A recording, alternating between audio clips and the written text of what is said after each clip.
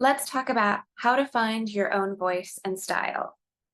So, the most important thing that you want to do is practice.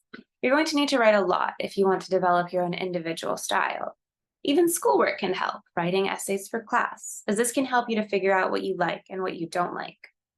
You should practice in different styles and genres, things like poetry and the fictional genres, sci fi and fantasy, romance, realism, travel narratives, epic stories. All of those can help you to learn what you're most comfortable with and what's a challenge to you. If you really like realistic fiction, then it's great to read a lot of realistic fiction, but you shouldn't be afraid to branch out. You can imitate the styles of some authors you enjoy and see what you enjoy doing most yourself. You might not approach their heights. You might not feel like you've created something as brilliant as them, but that's okay. You want to see what you can get out of that kind of experimentation. And from that, you'll learn your limits. You should also be thinking about what interests you. Think about what books you like, what subjects you like, and just what things in life interest you. Maybe you're really interested in characters or mystery. Spend some time plotting out or writing notes on those details.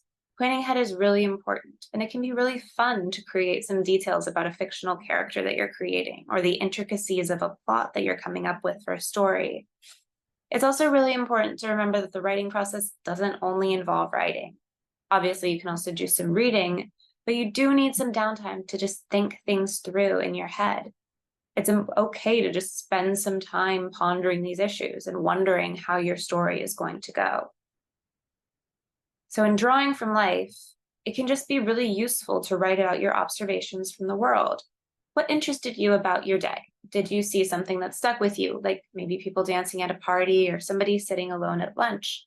How do those things make you feel? How would you describe them?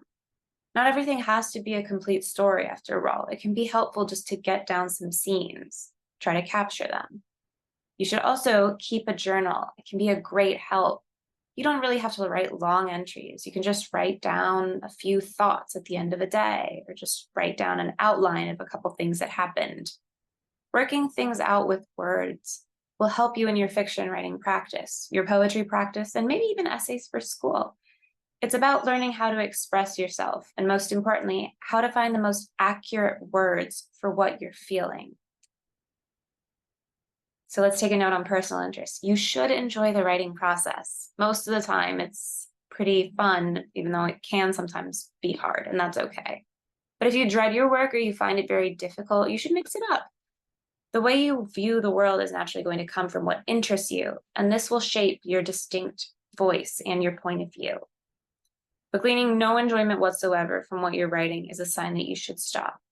You'll start to associate writing with like grueling, uninteresting work, and that's the opposite of what you want to happen. So let's take a student example. Let's look at some writing that one of my students has come up with. She wrote, "The sun, like a blazing ball, hung low in the sky, casting a golden glow all around. Li Mei's heart raced with excitement as she approached the great hall of imperial examinations. It was the day she would take the important entrance test, the key to a future full of possibilities. Holding her brush tightly, she pushed open the doors and stepped into the hall, a place where her destiny would be decided. Inside, the air was thick with the smell of incense, mixed with the earthy scent of parchment. Rows of desks stretched out before her, each one filled with young minds striving for greatness.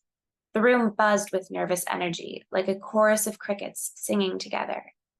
Li Mei found her seat, her fingers tracing the delicate carvings on the wooden desk, a testament to the dreams that had come before her." So in looking at that student example, the verb phrases stand out to me right away. The sun cast a gold glow. Rows of desks stretched out. The room buzzed. Those are all really good choices that speak to a certain individual perspective. She also writes that the room is where her destiny would be decided. And that's something heavy. So we know that this writer is someone who wants to impress upon us the seriousness of the situation. But she also gets into smaller moments, the nervous energy, like a chorus of crickets singing together. And the character notices the delicate carvings on the wooden desk, which are a testament to the dreams that had come before her. That's really lovely, and it distinguishes the situation in a very unique way. Descriptive language is a really great way to show your own voice. Metaphor and simile, personification, figurative language, and all more can just help you to write something that is distinctly your own. Always remember to listen to your own voice. Pay attention to how you speak as opposed to how everyone else speaks. What kind of words do you like? What types of sentences and paragraphs? This is where writing a lot can really come in handy. You want to do as much work as possible, not just because it will help you in writing full and complete stories, but because it will help you to understand your own voice better. Even things like emails or thank you notes or notes in class, those are all text-based forms of communication. You're writing and recording things in a way that nobody else is, and any kind of writing will help you to evolve as a stylist. Now, in thinking about dialogue, you should learn how to separate people's voices. Everyone has their own manner of talking. Pay attention to what people say and how they say it.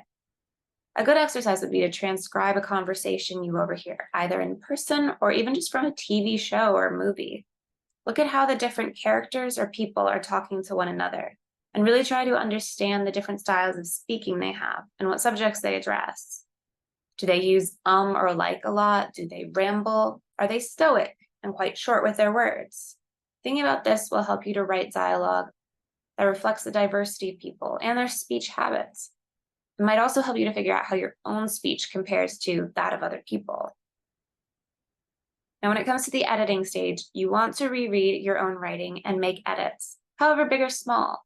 Those revisions will help you to bring you closer to your own style. Maybe you'll find that you need to be more concise, or maybe you'll learn that you often need to elaborate on certain moments or scenes. It can be really helpful to make notes as you go along, to identify the things that you want to change, and then go back and edit from your notes. It will help you to understand your own work, which will give you better insight into your own processes and style. And finally, remember, you should be confident. You have an individual perspective unlike anyone else's, so try to remember that.